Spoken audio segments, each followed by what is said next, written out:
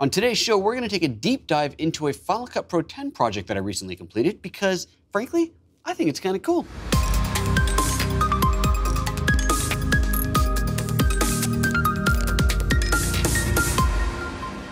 Good morning and welcome to PhotoJoseph's Photo Moment, the first live 3 times a week show right here at youtube.com/PhotoJoseph every Monday, Wednesday, Friday, 9:30 a.m. Pacific, talking about things photo and video and live streaming related. And hey, if you haven't subscribed, you know what to do. Hit the subscribe, hit the bell. That's what the cool kids are doing these days, and that way you get notified when I go live and you can participate in the comments in the chat room, like Mr. Burns Tech, who, for some strange reason, I'm blaming 420, is the only one here today. Actually, there's more people in the live show, just nobody chatting. But hey, say hi. So today's show is going to be a longer one. This is not going to be a rapid-fire show, so if you are in the mood to relax, please come in. If you're like, I want 5 minutes, then it's not. I did a Final Cut Pro project recently that, for me, it was probably the most layered, nuanced project that I've done to date. I was really proud of how it all came together, and I thought, you know, this is really good show material, and I could break down individual things and show you like 30 seconds of this, that, or the other. But I thought it'd be more fun to really kind of dive into it and show you exactly, to some degree, what I've done in there, how things came together, and the things that kind of impressed me. And I learn more about Final Cut Pro 10 every time I use it. It is such a powerful app. And for those who are Final Cut editors, hopefully you'll learn something from today. For those who are really advanced Final Cut editors, feel free to tell me in the chat or in the comments of, I'm not gonna say what I'm doing wrong, because I think with a tool like this, there's not much you could do wrong. There's certainly different approaches. And that's one of the cool things I really like about Final Cut is there are so many different ways to do things. And there are some tools in there that are designed for one thing but can be used for others. And there's a lot of flexibility to the app. And it's one of the reasons that I really like it. That and the magnetic timeline, which I think rocks. And I know some people just can't cope, but I like it a lot. So that's what we're gonna do. We're gonna dive into a Final Cut Pro project. We're actually gonna do that in the other room. I've got a whole new thing rigged up to make this happen.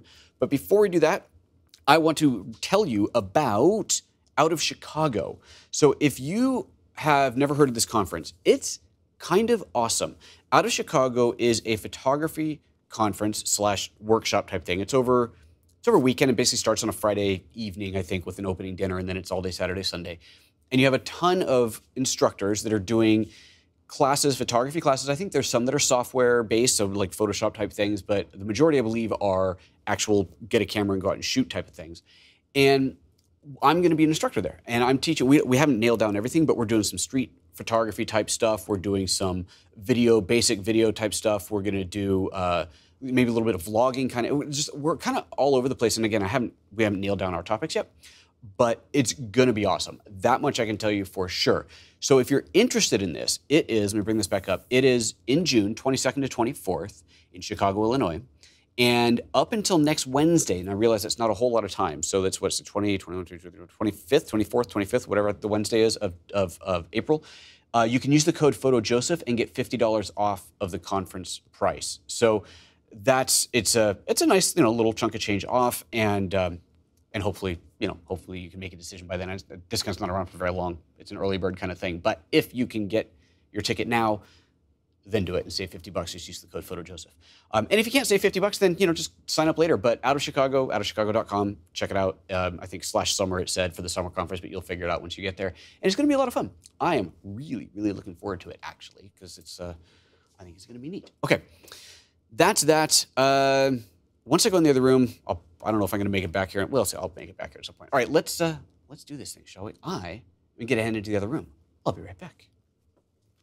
Hey, I'm back a second time. This is the Final Cut side of things. So we're actually in my office now, which I normally don't broadcast from. I had to do a little special rigging to take my 5K iMac and route it into the streaming hardware because I didn't want to take this whole project and try and move it onto my laptop. So that's where we're at right now.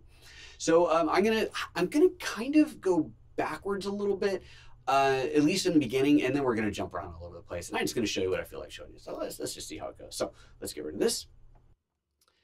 And here we go. So the project we're looking at is the video that I did about the Gnarbox LumaFusion integration. So if you haven't seen that, we're going to link to that. You'll see a pop-up right about now that'll show you that video. So if you haven't seen it, actually, if you haven't seen it, I would encourage you to pause this video and go watch it. Go watch that whole thing in its entirety. That way you see exactly what it is. And listen really carefully. There's a lot of cool sound stuff. Listen carefully. But watch it first before you watch this, unless you're watching live, in which case, don't. Because I think then you'll have more of an appreciation of what's happening. And of course, you can watch it again later just to get you know, when you listen to it or watch it a second time, you can kind of go more into, oh, okay, now I see when he was talking about that. Now I get what's happening there. So, you know, just a suggestion. All right, so let's get to it. First of all, we are looking at what appears to be an extremely, extremely clean timeline on here. And this is a nested sequence, a group that is expanded out into something called audio lanes. And this is, to me, one of the greatest things in Final Cut. So if I go to View and I say Show Audio Lanes, well, it was already shown. I'll just hide audio lanes. They're totally not hiding. Maybe it's because I have it on here as well. There we go, hide them out like that. This is the compacted project. This is the entire timeline. If I double click on this, then we see all the nuts and bolts in here, and we'll come back into that. But at first glance, if you just take the whole thing and you nest it or group it, this is what you get. But the whole reason that I want to do this grouping is so that I can go in here and say show audio lanes. Let's bring this back now. There we go. And on this track, this is all my dialogue. These are all my sound effects, and this is all of my music. And the reason that I want to have it set up like that in here, and I actually do this for every show, every one of these shows, every one of these live shows, the final edit goes in here, separated out into lanes, so that I can put a audio enhancement on the dialogue track that is separate from everything else. The limiters, EQs, whatever. And also, by doing this, if you take, let's say you do, okay, let's say you're just doing something like this dialogue here, and I do an edit, I cut something out. So I've got two clips side by side, and it sound matches up perfectly, it just flows right through. And then I add a denoiser to it. The denoiser applies it on a per clip basis. And so what happens is at the beginning and end of every clip, there's a little bit of a kind of an adjustment period, if you will. It's very, very brief. But when you're listening, you'll hear this weird little dip in the denoiser. You're like, wait, that's not okay. But when you apply the denoiser and the EQ and everything else to a group of everything, then that applies it as a single clip instead of doing it on each individual clip, and you get a perfectly smooth apply of that filter effect. So that's one of the big reasons that I use it. Plus the easy ability to isolate individual layers of the audio, if you will. And so that's what we're going to take a look at next. So let's go back to this. And right now, okay, so again, we're looking at the mixed thing. And right now I could easily just hide one of these individual pieces, but this is really a final step, right? So let's get out of this final step. Let me go back into the actual edited space in here. Within the edited space, I still have all of these lanes enabled. So let me turn these on here. And this kind of expands everything out.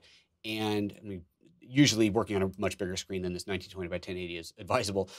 But expanding this out really starts to show you all the different layers of audio. So this is all the dialogue that I have in here. This is all the effects. And then this is all of the music track down here on the bottom. And hey, Ryan, are you hearing when I'm scrubbing the mouse, are you hearing music as I scrub? Well, I'm not there yet, but I'm not hearing music right now. Okay, good. I just wanted, okay, I wanted to make sure that I wasn't having enough audio scrubbing turned on here because that would be annoying as hell. Oh, and I guess I need to put my headphones on so I can hear it. There we go. I knew there was something I was missing. So if I hit play now, there we go. Okay, so this is all the effects. So what I wanted to do first was actually turn off the music and play part of it. I don't even turn off the dialogue, just so you can hear all the layered effects that are in here. And this is kind of fun. As we go in here and they're not named necessarily, but you'll find things like seagulls and wind and bicycles and stuff like that. And let me find that bicycle scene because I think that was one of the coolest ones that I really, really liked what I did there. Here we go. It's this scene right here. So let me zoom into the timeline a little bit. And let's see. Actually, first I'll just turn everything on and I'll hit play just to play this segment right here. Oh, forgot to turn the music on. Let's try that again. There we go.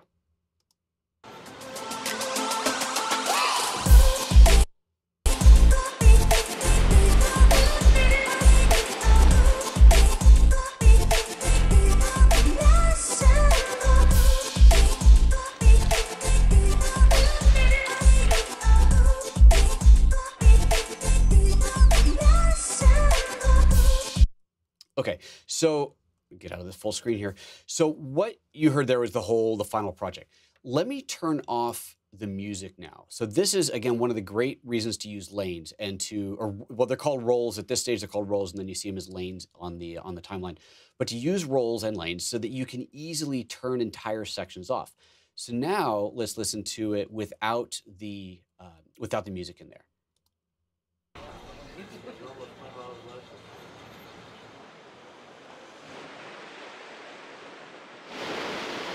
So a lot of that is just natural sound that came off the camera. The bells were added in, church bells were added in.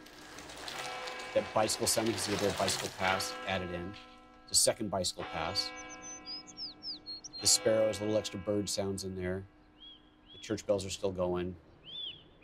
And the inspiration for the church bells, it was actually there, but there was only one bell and I could barely hear it. And I thought, 6 o'clock, let's put 6 of them in. Restaurant sounds. This isn't sounds from the actual cafe. The sounds of the spoon stirring, that's all added in. Here, let's zoom in on that. That's kind of fun. So like this sound effect, it's a spoon sound effect that I found. And if we look at the original clip, let me see if I can find that easily in here. Here, I downloaded this, I bought this or downloaded a free sound effect. So there's the original sound.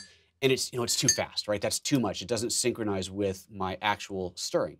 But here you can see how I've sliced it up and I've used different pieces of it. So just making the timing work out for that. Let me go back to the bicycle one because I thought that was really, really cool as well. Let me zoom out a little bit here. Bicycle pass. Okay, so here's the first bicycle pass. Coming up here. There it is. It's simple, right? Simple, clean bike pass. Let's hide that. Oops, wrong key. Let's hide that. And you hear the difference without it. See, there was something there. I picked up a little bit of sound, but not enough. Not enough. So I go, you know what? We need more than that. So I added that back in. And then this one is actually going to leave that hidden. This bicycle pass is the same. So here, watch this. And if I mute it, hide the audio. There's a little bit there, but it just wasn't quite enough. So I added some more in on top of it. And what's fun about this is this particular clip, this bicycle pass, it's a stereo clip, but it was going the wrong direction. It was going from right to left, but then I was able to go in and do stereo. It must not be that one. Maybe it was the other one. And I did a reverse stereo and just reversed the direction. So that totally brought that into place. I thought that was really, really cool. So that's just some of the fun on the audio side. Let me see if there's anything else that I really want to highlight in here. You can see a lot of layers to this. Birds in here, seagulls, wind. Here, let's do this one here. So this wind gradually comes in. And this here is some of the camera sound.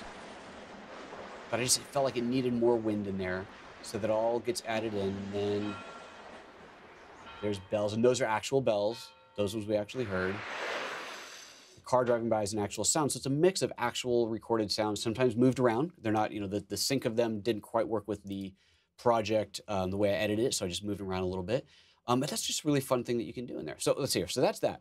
Let me take a look at some of the video clips because this whole thing, let me go back to, let me put me on camera again real quick here. So this whole, there we go. This whole thing was shot on GH5s and GH5S and drone footage as well, but GH5 and GH5S. And as you know, the GH5S is low light, king, right? Low light, awesome. And so one of the disadvantages of it, or one of the, just whatever, there's no in-body stabilization, which for a lot of stuff is fine. You put it on a gimbal, as I did a video on before, we'll link to that. We're going to link to I'm going to link somewhere here to the video about the GH5 versus GH5S as far as in-body stabilization and why we don't want it for certain uses, which is great. That was a fun video. I forgot that I was holding the GH5S without any stabilization. Now, if you have the GH5S and you put on a lens that has a stabilized lens, you're going to get some stabilization. I was using the 8-18, which doesn't have any stabilization. Now, fortunately, it's really wide, so any movement you get is pretty subtle, but I totally forgot. I was shot this whole morning, handheld, completely forgetting that it wasn't stabilized. And when I first loaded up the clips in Final Cut, I was like, oh my God, I totally screwed this up. And then I realized, hold on, this is how we used to have to do things before we had stabilized cameras. Throw a stabilized filter on there, and it was remarkably good. So let me show you one of those shots. Let's find the right shot in here for this. And so it's that early morning again. Let's go back to that early morning. Where were we? Early morning in Ljubljana. zoom out of here too far into the timeline. There we go. And a shot like this is probably a good example. Actually, I think one of the really impressive ones. Well, I'll just try this here. So let's see here. So there's a shot. Let's go up and we pull this down a little bit. And let's go to the video tab. And this does have stabilization on it. So we're going to look at this shot here. I don't know if this is a good example. We're going to find out. And turn off stabilization. I was so tired, there was no way that I was going to be able to do the work. See all that movement? like, oh my God. I was so tired, there was no way that I was going to be able to do the work. Oh my God, I totally screwed that up. But turn the stabilization on, and I don't think it's going to have to re-render it. Nope, it's still there. And I was so tired, there was no way that I was going to be able to do the work. Subtle, gentle hand movement. That really impressed me. So I ended up doing that a lot throughout here because, again, that whole morning I was shooting handheld and totally messed that up. Another thing I wanted to show you was the fact that these are almost every shot in here is shot vlog. And let me see, there's one particular shot that I just adore. Here we go, this one here that I thought was so beautiful. And I wanted to kind of break this shot down. Let me actually duplicate this on the timeline. Oh, I don't want to do that. Well, hopefully, you know what I didn't do is, all right, I'm going to do it. I'm just going to duplicate it. What I did not do was back this project up. Kind of don't want to screw it up.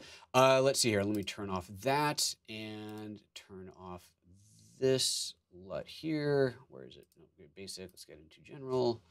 Here we go. Turn off that LUT and make sure there's no color effects being applied to it. Perfect. Okay, so there's the base shot. There is the shot. It's obviously sunrise. You can see how flat this footage is on here. If I play this, let's just turn off all the audio here. You can see what it looks like coming straight out of the camera. So, you know, at first glance, this is not, you're like, okay, that's a great shot, dude. What'd you do? So we take this thing and I'm going to go first into the inspector and apply the first level, the primary LUT to it. Camera LUT in here, Panasonic Vlog. And that brings it back up to basically normal, kind of a flat Rec 709 profile. It's basically a normal look on there. And then I wanted to add a secondary LUT to give it a look. And I have these little shout out to Peter McKinnon here. He has these LUTs that I really quite like. And the one that I'm using on here is called Kodak Killer. And it's actually applied pretty intensely, almost at 100%. So there's quite a lot of that LUT being used in there. You can drag this down to use more or less of that LUT in there. And then on top of that is my own color effects to it. So now this is where it really comes together. You can see on the RGB parade over here on the left, you can see how flat it still is, right? We've got no good black there, no good whites. And in fact, if I go back, let me just turn off this LUT and turn this all off again, back to the basics. Look at the parade in here. This is what log comes in looking like, super flat. We've got a little bit below, what is that, about 20 IRE up to just over 75, maybe up to 80 on the peaks. And that's really about it. And I mean, it's actually, we just call it 75 in there because I'm kind of clipping at the sun, which is to be expected. But then as soon as I apply the Panasonic LUT, it stretches that out and we get a lot more dynamic range. I add in the custom LUT for the look, and it doesn't expand it. This is just shifting colors around, which is what it's supposed to do. And then I go in and I do my own customization. And so here, looks like I pulled the shadows down. So let's bring those back up to where they were. And then I'll undo that to bring that back down. The highlights are pushed up. So let's bring that down. So I'm stretching the highlights, stretching the shadows to get a full range in here. Looks like I pushed the highlight color just a little bit warm. And I know that even though the dot is kind of hard to tell that it's been moved up a little bit, you can tell because this band has gone orange. That's my saturation band. So that's gone orange. I haven't increased the saturation on it. And then the midtones, brought the midtones up just a little bit. It looks like I might have, yeah, it looks like I adjusted the colors in the midtones just a little bit as well. And that gave that look. And I love this shot. I think this shot is so beautiful. Just really the way that one came together, I thought it was really, really nice. And just a really nice kind of showing of what you can do with log footage. So let's see here. Other things in there. Titling's all pretty simple. We need to talk about that at all. Oh, this is kind of cool. This is fun. So let me find. There's a shot in here. Here we go. This is the one that was actually shot on the iPhone. So here, let me bring the camera back up and I'll talk about this for a moment. So this series of the shots, it's a wine open cellar day, it's called. So this is in Slovenia, if you don't know anything, if you haven't actually watched the video. This is all in Slovenia. It's an open cellar day. It means there's all these wineries right around my wife's family's area in her village, and you just kind of go from cellar to cellar, drinking, having a good old time. It's fantastic. It's a good little party. And I didn't carry the whole GH5 with me, but I did carry the GX85, little camera. And all of this other footage on here is shot with the GX85. So like these shots are all GX85. So you have some nice shallow depth of field on there. I think I had the manual focus 25 millimeter f.95 lens. So that's what that is. This shot here, though, for whatever reason, I walked into this winery and I left the camera in the car. You don't, dummy. I don't know why I did, but I did. And then this guy comes in with an accordion and starts playing. So let me turn this. Let me turn the music. Actually, I think it's all just on the dialogue track because it's nat sound. And it's not. Must have moved that one over here. Or maybe I did move it to music. Oh, I did. That's right. I actually moved it to the music track. Ha, because it was music. Clever me. Okay.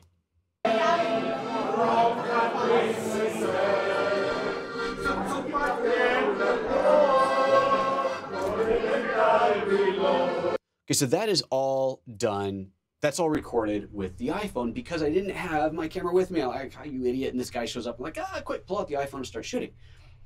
But the sound from the iPhone, you know, fine for what it was, you know, fine, whatever, only extended the duration of the video clip, obviously. I hit record, that's when I get the audio. One of the other things that I did on this trip, and this is the one time that I needed it, one of the things I did on this trip was and I showed this on my packing video before we left, was I bought a new recorder, this little Tascam recorder. It's a lavalier microphone. And instead of being a lav with a transmitter pack, wireless pack going to a recorder, it has its own little recorder. It's just a tiny little recorder pack. It's $200. You get this little thing, clip on your belt, and it just records. And it'll record like all day long. You basically hit record and just go. So I was wearing this whenever I was out shooting because I knew that there might be things that would come up where the sound would be great and I wouldn't have video to match because I wasn't already rolling. Or maybe something would start to happen and I'd pull out a camera and start shooting. Obviously, I'm only going to have sound on the camera from when I start shooting, but if I was recording audio, I could have audio before that. So I could lead up to it. I could have some B-roll or whatever that goes into the shot that I actually got with the audio from the lavalier microphone. And that's what I did here. So this shot, even though the video was short from the iPhone, I had audio from the entire time in the winery. So I was able to go back, find that, sync it up, and then use that music throughout the entire segment leading into this shot where it's only that one little piece of video. And it's iPhone video, and I was able to, I had to work it pretty hard, but I was able to work it to make it look close enough-ish where it just kind of blends in. So here now, if we go back and listen to it from the top, you'll hear that music from the very beginning. So there it starts in. Right, so that guy playing the accordion, he wasn't here. This is 3 hours earlier, 4 hours earlier. And yes, you do see some of the same people in some of the wineries. So we're going to come rolling into the shot. That's the second winery. Now we're in the third one. And there's the shot. And so I threw away the audio. Actually, no, I didn't even throw away the audio from the iPhone. The audio from the iPhone's mixed in here, so it's a little bit louder, a little bit more ambient. And then it backs off a little bit for the rest of the shot. So that was one of those fun little things that I did. And I just realized that I was on camera the whole time. You probably couldn't see what was going on. Don't screw that up. Let me just play part of that one more time real quick. I won't play the whole thing. But here you can see, so that was the scene. So that's what I wanted to show you there. So that was kind of fun. All right, let's see if there's anything else. Lots of fun drone footage. So the drone footage shot on the Air, Mavic Air, shot Cine AD. It doesn't have a vlog mode, but it is shot Cine AD, and that graded beautifully as well. So let's take a look at that real quick. Take a look at one of these shots. I'll grab this, turn off, let's see here. Turn off all the color grading on there. Is there a LUT? Must be a LUT applied as well. Oh yeah. Here, let's go back to this. Let's turn that back on there and just turn off color wheels and the custom LUT. There we go. So there's the native footage. That's what that looked like. And I decided that just wasn't quite the look that I wanted. And so there's the look that I wanted. And this is actually using another one of McKinnon's LUTs. So yeah, again, props to McKinnon. He has done some really nice LUTs in here. You can see this one's dialed way back. I'm using it less than half. If I crank it up all the way, it's way too much for this. But pull that back a little bit, goose some of the other colors, and away we go. So I thought that was really cool. This, by the way, that is my sister-in-law's family vineyard. All these are grapes around there. It's a fabulous place to be. So that's really cool. Let's look at that shot. This is kind of fun. Let's see here. So there's that. Is there anything else I really wanted to highlight in here?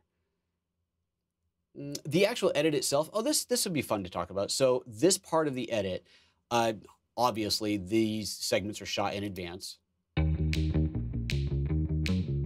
Remember a while ago when I showed you LumaFusion, a really powerful... So that's, I'll let you watch the whole thing to get that whole message in there. But, you know, obviously shot those in advance, put them in, load them into the devices, played them on the iPad and the iPhone in here, and then did kind of a little crash zoom. And this honestly is not the most effective crash zoom ever, but it worked for this. Edit your footage while you're on the road.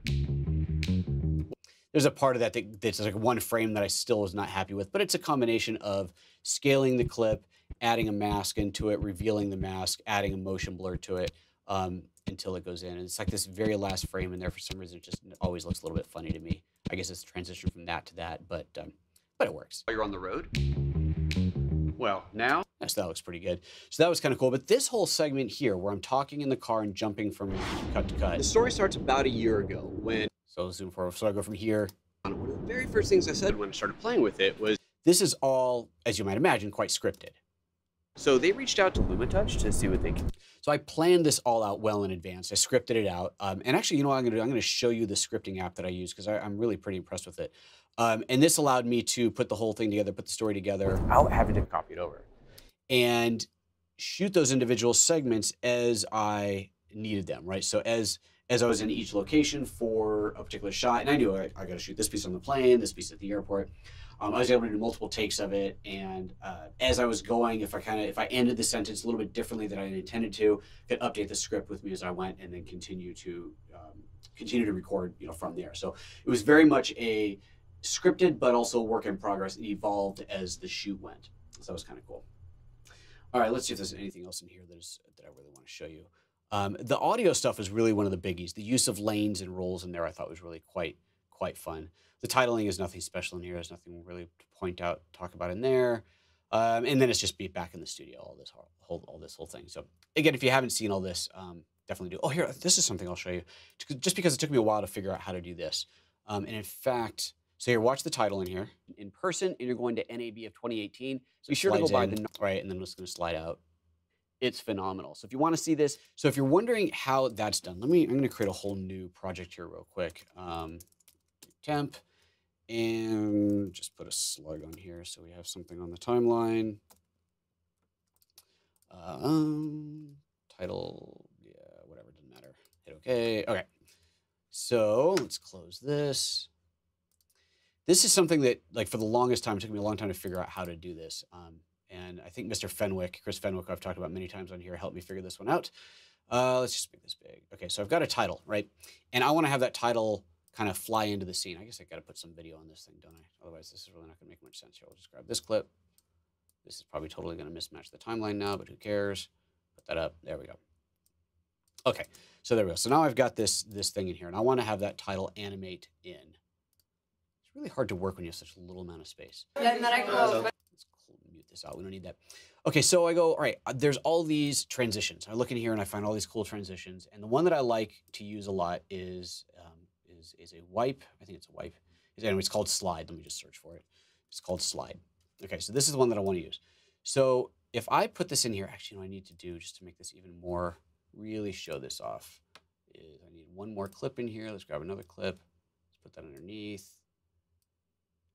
And I think this will show it off well. Okay, so I take this slide and I add it onto there, right? I just want that text to slide in. And when I preview it like this, right, you see the text slide in. It looks good. But watch what happens when I play. Wait a minute. Why is that? Oh my God, did Final Cut actually change something?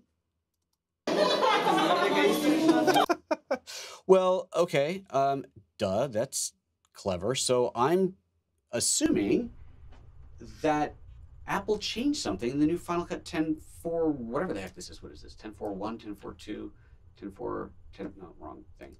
Because it used to be, this is 10.4.1, it used to be that would cause the video underneath to absorb that transition.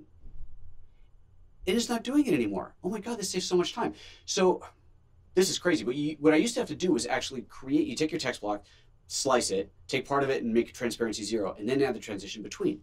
But that's no longer happening. I'm just blown away. Oh my God, this saves so much time. Okay, well, cool. So that has to be something that Final Cut has changed because in this latest update, because that's the way I've had to do this for ages, because it was the only way to use the transitions on a text block and not have it apply the transition to the video layer underneath. Yeah, learn something every day. Okay, I think that is everything I'm going to show you. Let me take one more quick look at the timeline to see if there's anything that I feel like I'm missing that I really wanted to show. Otherwise, I think we're going to call it quits. I'll head out to the other room, and we'll pick up where we back out there again. And I want to show you the scripting app that I used. Yeah, I think we're good there. Okay, all right, let's head out to the main room again. Alrighty, and I'm back. So, I hope that was interesting. I see there's a ton of comments in here that I was not able to see. Let's see. And Burns is still the only person actually watching today who's commenting. Man. Well, if you guys have any questions, because there are more people watching live now, you have questions, pop them into the chat room, into the chat room comments, whatever, like now. Otherwise, I'm going to wrap this thing up. While I'm waiting for you to do that, I did want to show you that other app, and also I want to remind you of our value for value model. If you feel like you've learned something today that is of interest and maybe actually is going to help you out along the way, then consider putting some value back into the show. Head over to PhotoJoseph.com/support, and from there you will find all kinds of ways that you can contribute value to the show via Patreon or PayPal directly, or just shopping in our affiliate store, or of course hiring me directly if that is the sort of thing you want to do. Also, I want to, once again, if you missed the beginning of the show, remind you about Out of Chicago Summer Conference coming up in June. I'm going to be speaking there up until next Wednesday, which now I have a calendar in my hand. Let me check that date. Wednesday the 25th, there is a discount code you can use. Just use PhotoJoseph. That'll get you $50 off.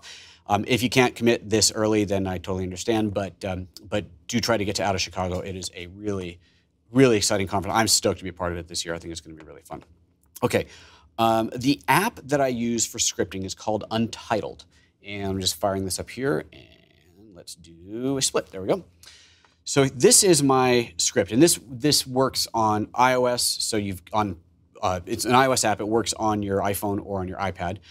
And you can see here the script. Let me go to the top. So there's a bunch of contact info. And then you see particular formatting. A period, shoot notes, some shot notes in there. And then it says interior, studio, in all caps. And then there's a description. And then there's my name, Joseph. I'm a character, right? And my dialogue. And then there's another paragraph after that, top-down view of the Gnarbox. So this is no longer, and this beginning part totally, it probably doesn't match what you actually saw, but don't worry about it. That's now a scene, right? Okay, so this is just a bunch of text, but watch what happens when I hit the preview button in the top right. It formats this into a standard script format with your characters inset, and all the camera moves are bold, like all the stuff, the way it's supposed to be formatted. Standard scripting format. It's just a really interesting little app, and I really enjoyed having this, and it syncs through iCloud, so it's on your iPad and your iPhone if you're using both. Check it out. Give it a try. It's not perfect, but it is a pretty cool little app that I really enjoyed using. It really helped me to kind of keep this whole thing together as I was going. So that's that. All right, let's see here. Anything else in the comments? Nope, nothing in the comments today that is necessary to address. So I'm just going to leave it at that. Hey, thanks for watching. For those of you who stuck around this long, hope that was interesting. I just wanted to kind of dive into that project and show you some of the things that I did in there. And we learned something exciting in Final Cut. Now I can save even more time. I don't have to do my little weird title thing. I can just drop a transition on. Remarkable. Let me know in the comments if you've experienced this or if I'm like just completely losing my mind and who knows. Anyway, that's it, folks. We're going to get out of here. Have yourselves a wonderful weekend.